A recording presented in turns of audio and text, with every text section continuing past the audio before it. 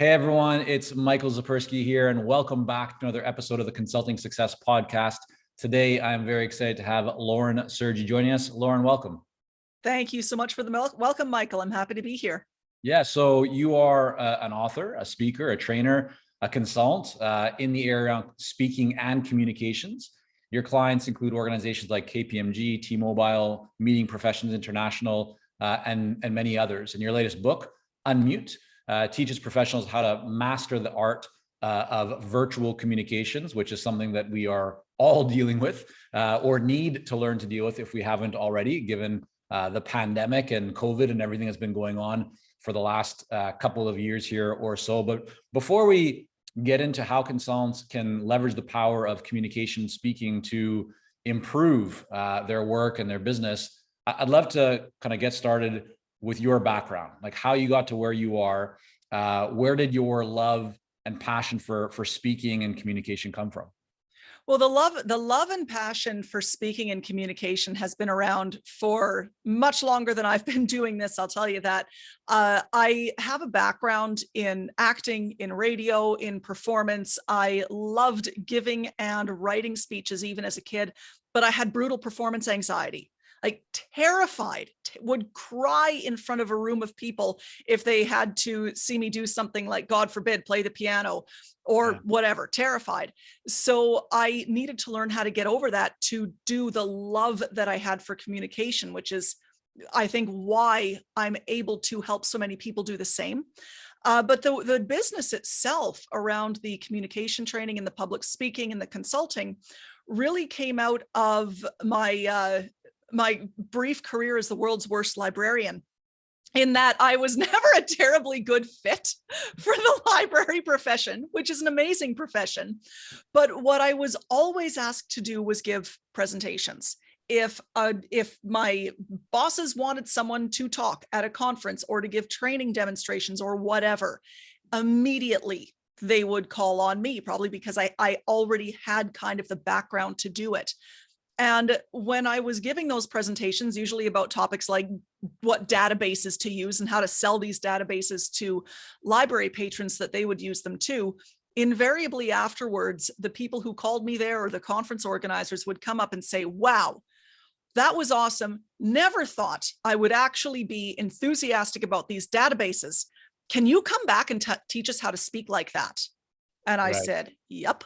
Because I had systematized it at that point. I had an approach because I had to do so many. And my thought was, if they're asking for this, other people want it too. How long were you, did you have that experience where people were asking you for help? Like how long did it take for it to really click and then for you to decide to make the leap to start building a business around that? I started kind of flirting with it about a year before I took the leap and actually hung out my shingle. And it started off with me just testing out ideas at library conferences, thinking, okay, can I make this? Maybe I can create a niche within libraries just doing this. So I started testing topics and different presentations and different sessions at library conferences. And then when I switched jobs and I was working at a post-secondary institution and the same questions were coming at me, I thought, I wonder if I can find paying clients outside of this industry. And I stuck an ad in Kijiji, for the you Americans, it's the Canadian version of Craigslist. I put an ad in Kijiji and had my first one-on-one client 2 weeks later. Yeah, I want to dive into that in a lot more detail in just a moment. But before we do, I can't escape taking us back to the elephant in the room that I think probably resonated with so many people, which is you had to give presentations, or you had this love and just kind of interest in presenting, in communicating, yet you had also this fear, right? Terrified, petrified of, and all other kinds of words we could probably use to describe what was going on inside of you. Can you walk us through how you dealt with that? And I know that could be a much longer session, but if you could boil it down, because probably today more than ever, and certainly for the last many years, I think this resonates with so many people because many of us resonate or understand that we need to communicate, whether it's on a podcast or on a YouTube video or doing a webinar. And so there's people out there, many people that have this expertise. They're very good at what they do. They have a lot of knowledge, but they're a little bit scared, if not very scared, to get in front of other people and do that publicly for the fear of saying something wrong or something not working out. Can you walk us through in a little bit more detail how you specifically overcame that? Because not only did you overcome that to do more of that yourself, you got to a point where you mastered it so that you could actually teach others how to do it themselves too. And I know you work with many different business leaders and managers and all that kind of stuff. So kind of walk us through your specific kind of case, if you could. The first thing to realize is that being afraid or nervous to present is not a personal failing. It is a built-in, like amygdala, lizard brain, to use Seth Godin's term, response to being in front and singled out in front of a group of other people. That is an inherently anxiety-provoking thing for the vast majority of humans out there. Very, very primitive response.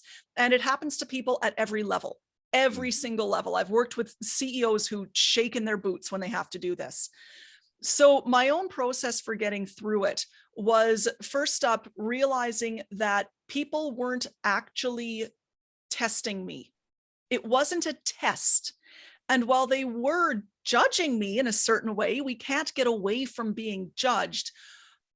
I had to recognize that they needed something from me, and they knew that they needed that thing from me. So that's what they were really focused on. It was that. And having that in my head was a really important thing. I would focus on, this is the thing that I have that they can't get from anyone else, that they need from me, and I want to give it to them. So kind of replacing the urge to withdraw with an equally intense drive to reach out and help. Many people who speak get into it because they love helping other people, and that's how they get over the fear. The other thing that I did that was incredibly useful, especially when I realized, no, I want to do this really well, like as best as anyone possibly can. So I got used to being watched.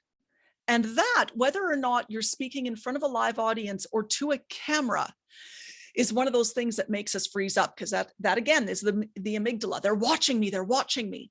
So I started small. If I was at a library conference, and this was very early into my library career when it's like, this could be a thing, I would always ask questions in every single session I sat in, but I wouldn't ask the question from my chair. I would stand up, say my name and where I was from, like name, rank, and serial number, pause, and then ask the question and stay standing while the person answered it. Because the second you stand up in a room, every eyeball is going to swivel to you. And that's a moment where you then have to be quiet and be still and allow yourself to be watched. So it's a really low stakes way of putting yourself out there and getting used to be the one who's under scrutiny. And then after that, it was, okay, I am going to do this at meetings. I am going to ask to give presentations at meetings. I will volunteer myself to give a report, and I won't do it from my chair. I will move to the front of the room so that my brain learns to get over that, the long walk, as I like to call it, from your seat to the front of the room. So it's a lot of exposure that way. And then I became hyper focused, like I said, on what it was I was there to do. What is my core message? Who are the people that I'm speaking to, and what do they need? And the more I focused on that, the more I could pull myself out of my own fearful headspace and get used to it. And then you can drip in things like breathing techniques to slow down your heart rate, and all of that kind of snowballs together into learning how to deal with that fear. But you have to get up and do it over and over and over again. How long did you find that it took you from recognizing that you had that fear to getting to a place where you feel like, yeah, I've conquered it, or I've made such significant progress that I can't even recognize the person that I was before? Like, were you getting up and walking to the front of the room, or standing up in a conference and asking the question and remaining standing, and still had that fear inside of you? Or when you were offering yourself to make those presentations or to lead a talk, were you already at a place where you had comfort? It was before I had comfort. I knew that being comfortable with making the offer and giving the talk would come as I got the experience doing it. You have to be willing to hear no in order to hear yes, a common aspect of marketing. And I knew that I wouldn't get comfortable unless I heard a lot of yeses, which meant that I also had to hear a lot of no's in terms of offering myself out there. With that gradual shifting away from being in a fearful place, it actually happened pretty quickly, especially when I set up that deliberate practice of getting comfortable being watched. Few months, and I was no longer uncomfortable being watched by a group of people. The other big factor there was that I also knew that it had to be because I was being watched doing something that I felt a kind of mastery or self-possession or knowledge about. So if you do something that you're not certain of, that you're already hesitant, or you don't have your message straight, or it's not a medium that you're comfortable in, or whatever, then it's going to take longer. You will be carrying that lack of topic mastery into your speaking. So discovering what topics I was comfortable with was a big one. And I quickly recognized, hey, wait a minute, when I talk about this kind of thing, that lizard brain is really, really loud. When I talk about this thing, I am so in it that it isn't even a factor. Yeah, I'm a little jittery, I'm a little nervous, but the bigger urge to help people and share the info, that's what's taking up all of the mental space. So you want to recognize what topics light you up and then focus on speaking about that sort of thing. Interestingly enough, though, with the urge, with that fear of being seen, I firmly believe that you can cross-train in terms of getting used to being watched. So I have had clients to whom I've recommended things like dance lessons, because the whole point of dancing is that someone is watching you, but it's low stakes, right? It doesn't matter. You don't have to say anything. You just have to participate in your recital, no matter how ridiculous you feel, and be watched. Same thing with improvisation classes. You get used to being watched while taking a risk with your words in front of other people, but there's no stakes. There's no limitation there. So you can find ways outside of your domain in order to practice these skills. Are there, or is there, any other key that can help people unlock this fear? And I'm thinking about from a marketing perspective. Oftentimes people will be hesitant to go out and market themselves or to talk about what they're doing, just even contacting people, right? Because they're concerned about being too salesy or promotional. And we found, and working with many clients, that one of the keys to help kind of unlock that hesitation around marketing or doing outreach or follow-up is shifting the focus from marketing being something that you're doing for yourself, right? So it's with my self-interest, I want to market, I want to sell, to instead shifting the focus to those that you actually want to help, right? And so that there's a responsibility that if you have expertise and there's somebody out there that has a problem, that if you're not letting those people know that you exist and doing it in a way that can help them and provide value to them, it's actually a disservice to them. So that's kind of one key. The other key that we found is asking the question of why, like, why are you doing this? So we had one client who I've talked about on the podcast other times, who had a lot of hesitation around doing outreach and follow-up. And when I asked her, like, why did you leave your cushy corporate job to become a consultant? She said that, well, the real reason is my young kids. Like, I want to spend more time with them. And so we start to focus more on that. It's like every time you have hesitation around getting out there and doing your marketing or doing your follow-up, think about your kids and why you left your job to do what you're doing, and use that as kind of the impetus or the thing that could help to push you forward. Is there anything that you found from a speaking or communication perspective that is like one of those keys?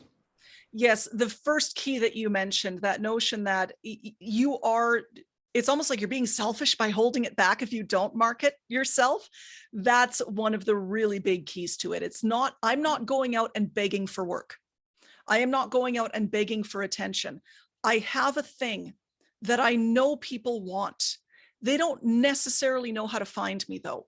So I'm going to take on the burden of them finding me by reaching out to them. Right.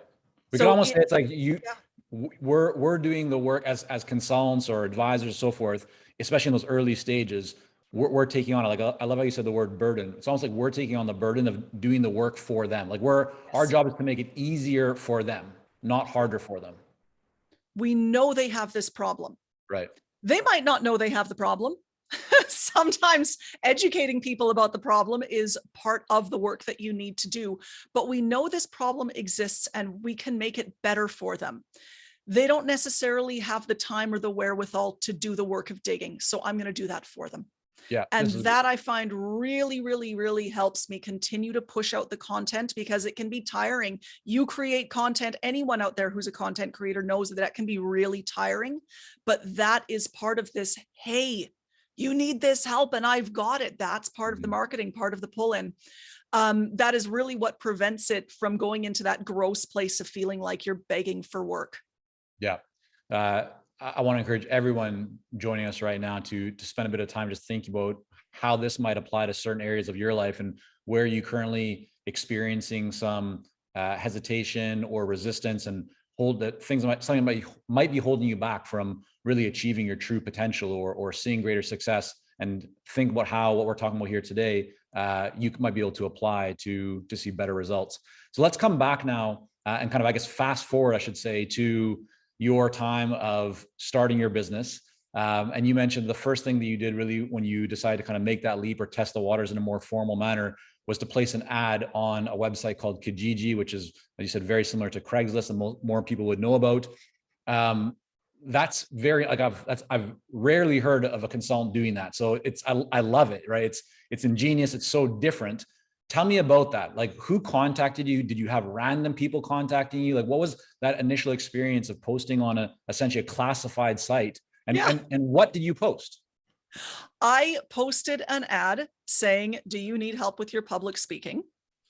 I help people who are in business, who are looking at accelerating their careers using public speaking, or who need to give corporate presentations.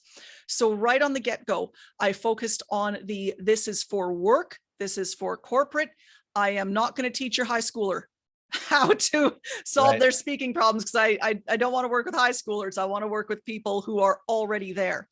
I put that out there, and it was a very simple ad, because I was still working my 9-to-5, had just bought a condo, was feeling broke, and didn't want to spend any money on it. So it was like your basic little ad.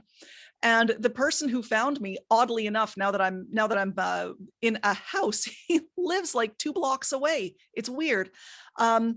He was starting up a startup, actually, and he wanted to get better at pitching to potential investors. And he reached out and said, this is about right. Let's meet. If we hit it off, I'd love to work with you. And we did hit it off. And a couple weeks after that, my second client called up, and she is a mid-level management, or at least was at the time, is in upper level management now, with investment products. And she said, I need to give these presentations. They have to be better. I don't know who to go with. I called someone in the States and they were outrageously expensive. What are your rates? Right. So I raised my rates a little bit and then started working with her. So it was coming from all sectors. And after that, it was someone in the medical field. Right. So are you saying that you had like 2 or 3 or more clients that actually came from that one little ad that you placed? Yes. It still shocks me. Right. How long did that go on for? How long do you continue running that ad? I kept that ad up for about 5 months. And then after I started working with the ad brought in 4 clients off the bat. Okay. 3 of them I am still in contact with, and they started referring me elsewhere. Right. And since then, it's do you largely remember how much you spent on that ad over the 5-month period and how much you generated in revenue? I spent nothing, and I generated about $5,000 in revenue. Okay. So it was a free ad placement. Yep. Okay. And you generate about $5,000 in revenue. So it's not a lot of money, but it's getting the business started. And you said from there, those clients start to refer you to other people. To other people, to other clients, to associations that I could speak at. And every time I received one of those, because it was a referral, there was already a high amount of trust coming into this offering. Right. One discovery call and I'd get another client signed on. Right. And what, so let's now look at like your business today. So that's how you got things started.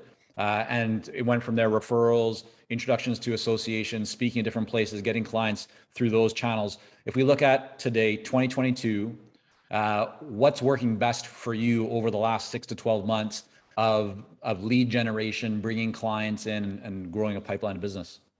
The best lead generation is giving great talks at other organizations. And this is something that you'll hear with many people who are in the speaking sphere, is that the best marketing you can do for your next talk is knocking this talk out of the park. Mm, Because you are now effectively holding an audience captive for 30 minutes, 45 minutes, 90 minutes, where they have said you are an expert. That's why you are the person that we've chosen to speak to us. And then you have all the time in the world to reinforce your expertise and give them a hell of a good experience. Those generate spin-off talks and spin-off training opportunities and one-on-one clients. right. So that has always kind of been my focus in terms of marketing activity, has Mhm. been to speak. So I do a select number of free talks every year, depending on the organization and if I see it as a good fit. But aside from that, it's focusing on making every talk I have for paid clients just fantastic, delivering a ton of value, because I know that will generate more work. Yeah. I want to also dig into and have you share some best practices around speaking communication so that everyone listening can learn and hopefully find some areas to improve in. But before we do that, talk to me a little bit more about how your business model has evolved. So you started off doing relatively small engagements for clients, right? Totaling $5,000 or so dollars. What do things look like today? Like, I'd love to know the progression of, did you start offering different types of packages? What kind of price ranges? Maybe if we could start with that, and then I have a few more Yep. questions about how you actually approach speaking and monetizing the speaking itself. Absolutely. With those first few clients, I had no idea what to charge. None. My first client, I charged $30 an hour. My second client, I charged $80 an hour. I had no clue. But once I started figuring out more about the niche that I wanted to work with and saying, no, I want management and up, I Mhm. began looking up what other management coaches were charging and got my fees in line with that, which Okay. was definitely a game changer. From there, I began offering public classes because I knew there was also a very good subset of people who might not be in those positions who would benefit more from a group class setting than a one-on-one and who couldn't afford my coaching fees. So the public group classes started up, and they are still well, not during the pandemic, obviously, but still a pretty good revenue generator. And I'm looking forward to being able to host them again. Uh, the corporate training and the speaking is the bread and butter. For Mm. sure. That's the bread and butter. And I got to a place where I could monetize that when I niched down on who it was, when I had a very clear identification of who it was I was speaking to and what specific communication topics I wanted to address, because it's a big thing out there. It's a really, really big topic. And I Sure. decided I deal only with speaking communication. I do not talk about writing. I do not talk about anything else, just speaking communication in face-to-face settings, Mhm. especially in high stakes or high competition environments where you Mm. need to be able to persuade, you need to be able to make a really good impression, and you might be dealing with people who also have big personalities and there's a lot of tension. Right. How So did you arrive at that level of specialization and focus? Because a lot of people have, and I'm sure yourself too, have a lot of experiences, a pretty wide and broad skill set that you could apply. So you could help a lot of different people to do a lot of different things. How yeah. do you narrow in and say, this is exactly what I'm going to focus on, um, and not be overly concerned about the potential, in air quotes, of business that you might leave on the table? Yeah. That that practice of focusing down was a combination of paying really close attention to the audience's responses and how they liked my approach. I was not about to significantly alter my approach because someone might say, "Oh, well, it's a little harsh, it's a little aggressive." I'm very blunt when it comes to talking about communication psychology. And I paid attention to the audiences that responded to that. And I also paid attention to how they responded to me and how much I liked working with them. And that's when I realized that my approach fits this profile. Again, the high stakes, the no nonsense, but still care, people who still really care about what it is they want to do and are focused on putting in that work to achieve that speaking excellence. And that sucked it right down. So I don't typically speak. I used to be in libraries, but I don't speak to libraries because we just don't resonate. Right. Finance, on the other hand, resonates very well with this sort of thing. Paying attention to those kinds of factors. And then just saying, you know what, I didn't enjoy talking to that audience. I'm not going to do it again. I loved talking to them. I'm going to do it some more. Right. And that kind of niched it down for me. It was also a process of paying attention to what those ideal audiences were asking me for. One of the topics, I'd say my most popular topic alongside persuasion talks right now is executive presence. And I started speaking about that because one of my clients who deals with persuasion said, look, we've got a bunch of green upper level managers and they have to step it up. You've touched on this before. Can you create a whole training series about it? You bet I can. Right. Right. And that's now one of the most popular topics. So pay attention to what people are asking for. Yeah. So I'd love to just dive a little bit deeper into your kind of structure of monetizing your talks and your other services. A lot of people look at speaking, right, as a way to just generate leads. Some people look at speaking as a way to actually generate, a considerable amount of revenue. How do you currently do that? Like, what percentage of your revenue comes from the actual speaking in front of an audience, and what percentage comes from the coaching or kind of consulting and advisory services and training that you provide to people that is not just the direct talk itself? By speaking, just to clarify, are you referring to things like keynote speaking, or do you put training into that as well?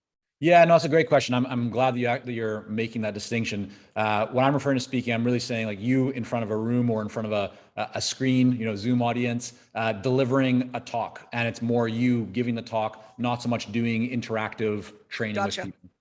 It's about a third. Okay. A third one-on-one coaching consulting, a third the training, the interactive style, and a third more of the direct talk keynote type. Whether or not it's an actual keynote, but that style of delivery, it's very evenly balanced. And I would say that starting in about my third year of business, it always has been kind of that even balance of the buckets. As far as the as monetizing the speaking goes, I was really deliberate kind of from the get-go by saying that speaking activity is both marketing and revenue generation, and I have to be picky as to when it is one or the other. Now, every time speaking is revenue generation, it's also marketing. So I treat it with the same kind of intensity. But when I'm speaking for pure marketing, so this means speaking for free, I have to be very, very clear in terms of, is this the right audience? Is this an audience that has people in it who will pay me either for the individual, for the consulting, or for the training, or for the speaking? Can I expect this to generate revenue within a few months? And how many of these a year am I going to do? So I'm very picky. If someone approaches me and says, and I'm sure that other listeners have experienced this, it'll be great exposure, we have the perfect audience for you, my immediate answer is no, or I double my price. Because now I'm irritated. Right. And doing that is a way of me saying, no, darn it, you will not devalue me in that way. So that's very much a psychological process where I come out and say, it's actually this much. But if I see a good potential and I know going in that this is not going to be a paid opportunity, but it is such a good fit, then going in, I've already decided that I'm willing to do it for free. I never let other people convince me of that. Right. Makes sense. I might only do a few a year, but they tend to be very high revenue. Where I fussed with that recently was at the beginning of the pandemic, when I knew that a lot of my clients who I had spoken to live, done some online training for, were really going to be struggling with the virtual communication with their teams and had not yet come over to the side of, hey, virtual works really well. I contacted all of them. I spent about a month calling them up saying, hey, how's it going? How's the virtual? Yeah, not great, eh? I've got a webinar. I'll do it for your whole team for free. Feel free to invite every client you have. Pack the room because people need help. Yeah. And that was a way of me getting ahead of the noise of the pandemic and getting people realizing, hey, wait a minute, this training can still happen. I love that you said that you spent a month calling people, because very often you'll hear someone say, yeah, no, I sent emails, I didn't hear back. Why did you choose to call and not just email? I called clients that I already had a connection with because I had their numbers, but I also called because I knew that people were spending 10 plus hours a day with nothing but their computer in front of them.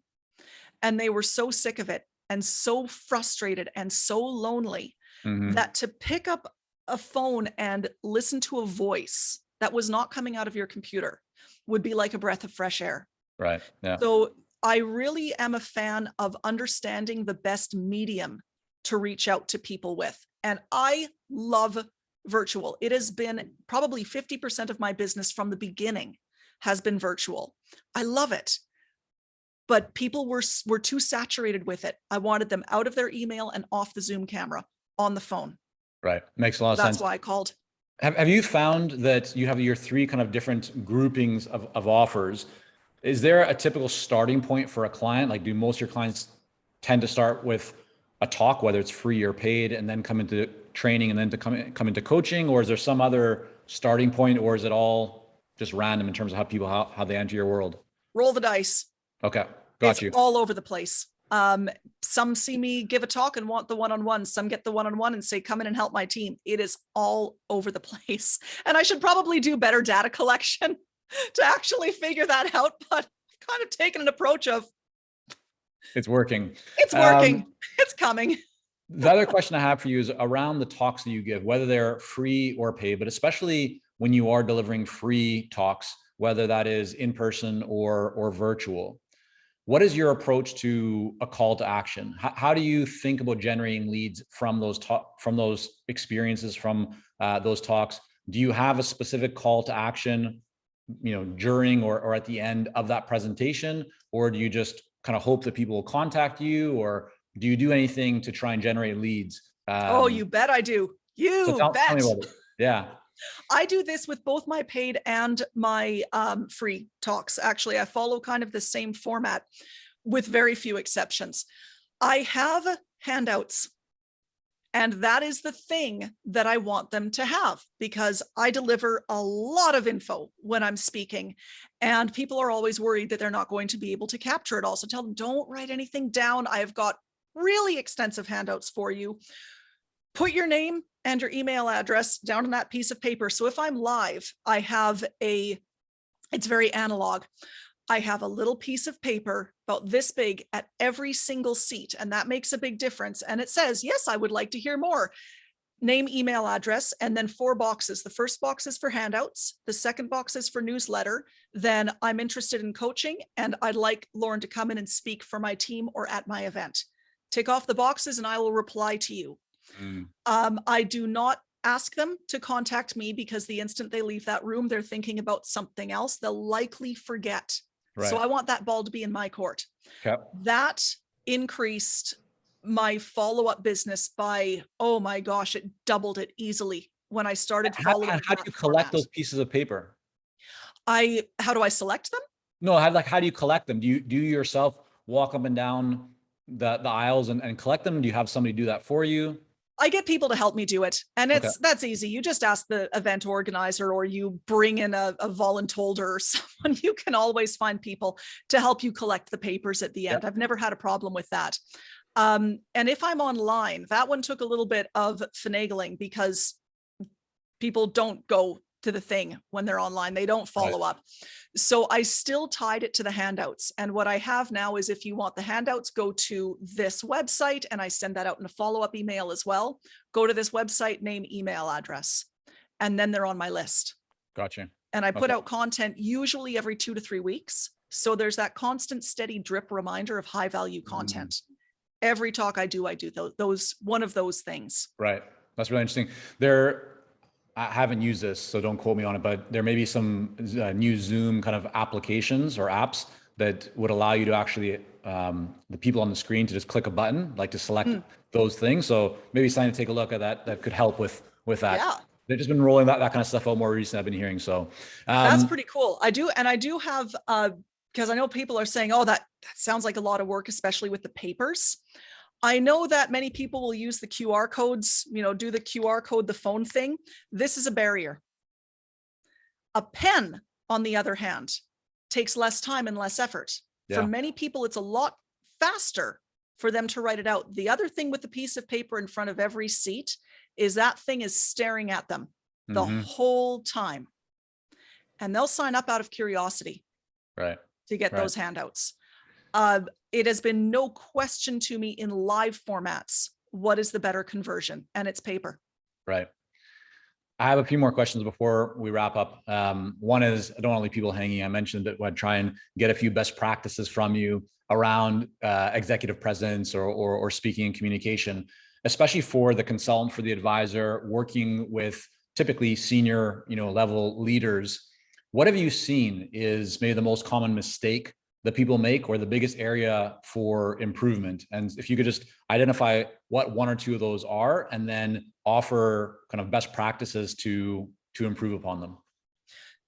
Two big areas for improvement. The first one is that they aren't certain what their core message or proposition actually is. So they will come when a question gets asked them, or they're asked to say, what do you do? What do you have to offer me? They present the kitchen sink. That is too much for people to take in. With any meeting or any presentation, I want people to focus on the one thing, and I mean one sentence, that you want people to remember if they remember nothing else. That sentence must be declarative. It is a position statement. It is a clear declaration of something that you know or that you have. Right. And the idea there isn't that they have to remember everything you said. It's that they remember just enough to look up the next piece of information if they forget everything else. So you need your thesis statement. That's what it is a thesis statement. And that's going to form the backbone of your presentation and kind of give you a North Star for any sort of meetings or client conversations that you might have. The second piece, and I know this is pretty rich coming from someone who speaks for a living, is that they talk too much. And one of my favorite approaches is when I'm having conversations with people, when I'm in client discussions, is I want them to do the talking as quickly as possible. Tell me about yourself. What's going on with this in your life right now? What's keeping you up at night about it? Dig into their problems and get them to do the talking. You want to demonstrate that you are interested in them, that you're deeply interested, and that you're listening to what they have to say. That makes them feel good, makes them feel important, but it also allows you on the fly to quickly adjust your message so it's fine-tuned for where their head is at right now. My version for doing that when you're in front of a big group, when you're giving a one-way talk, so a keynote or a webinar or whatever, is to have a question that people can respond to either in the chat box, a poll, or by raising their hands. If you're live, do the raise your hand type question and then respond to them. Oh, 50% of the room says this, really? Well, some of you must be lying because I know that stats show that blah, blah, blah. And then people laugh and there's this back and forth. There's this sense of back and forth. Same thing online. Get them to answer a question and then respond to their answers so that they feel like it's a conversation and not that you're talking at them. Right. That makes a lot of sense.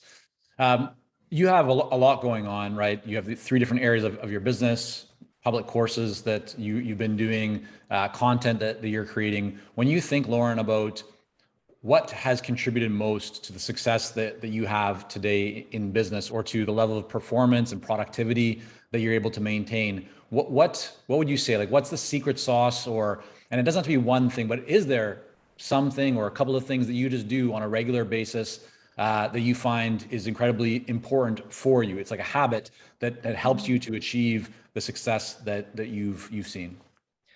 I'm always developing new stuff. And there's a couple reasons for that. One of them is that when I am saying what's next, what I'm doing is keeping my brain responsive to my audience needs, not assuming that just because these communication issues have been communications issues since the days of Aristotle, that I'd never have to change what I do, or that Right. people don't look at it differently.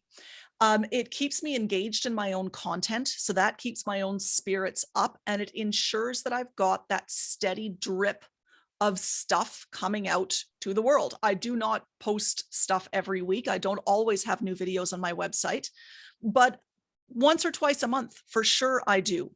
And constantly creating and refining that content is what enables me to maintain and grow my mastery in this topic, because ultimately that's what people are buying. That's what they need to see, and that's what they want to get. So that's a way of me ensuring that, yep, you're getting the latest, you're getting the best, and you're seeing it on a regular basis. Right. How do you balance, or how do you approach working on your business? So let's say developing this new content or doing your marketing. I know to a degree, your marketing is done through the speaking or talks that you give, but really relating to this idea of always creating new content or new material. How do you ensure that you have the time to do that when you're also busy delivering on client projects? Anything you found out that works best for you there? What works best for me, and I know this will be contrary to what some other people do, but some might say, right, this is up my alley, is I do focused sprints of a given type of work. So when I am in deep, like I've got a pile of talks lined up, because speaking tends to be very seasonal. When it is speaking season, I drop all other activity. I often do not post on social media. I disappear off the face of the earth for creating new videos or whatever. I am in deep on my core speaking content.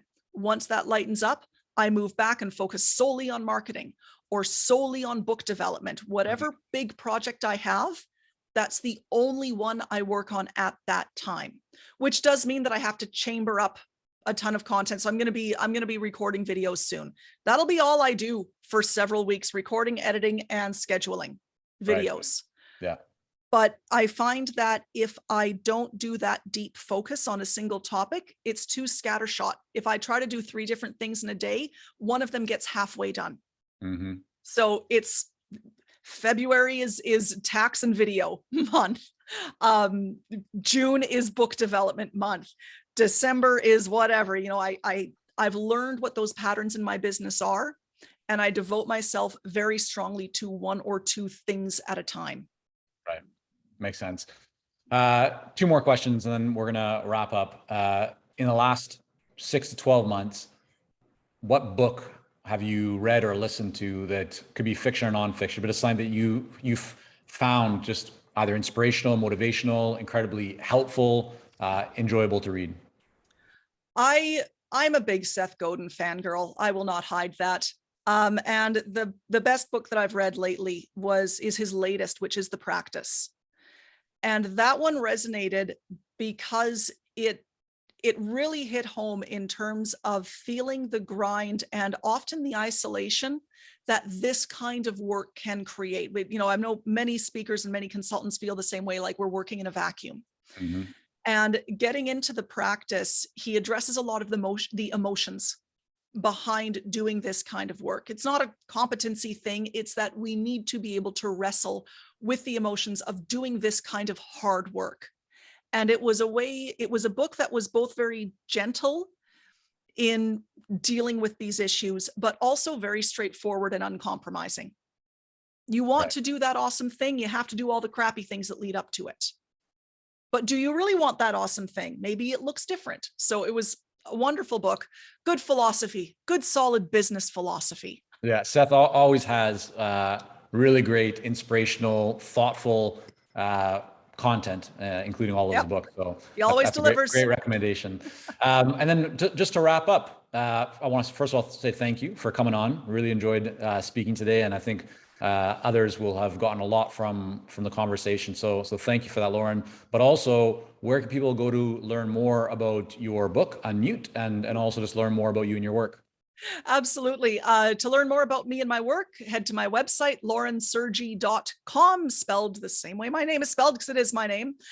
In terms of my book, I will flash it, because I said I was a Seth Godin fangirl, and he wrote the blurb on the front cover for my book. So that was just that was my moment in the pandemic. My God, Seth Godin wrote a testimonial. The book you can get at any major online book retailer. It's everywhere online, or you can head to unmutebook.com. And, to cast back to something that you were asking earlier in terms of how do you generate topics? Where do you get ideas? And mine has always been very responsive. I wrote this in direct response to my clients over the pandemic, saying, my teams don't know what to do. I don't know what to do. It's not getting easier. I am so frustrated with this medium. That's how this book came about. Listen to what people need, because they will tell you. Yeah. Fantastic advice, Lauren. Thank you again so much. We'll have all that linked up in the show notes at consultingsuccess.com/podcast. Thanks for coming on, Lauren. Thank you so much for having me.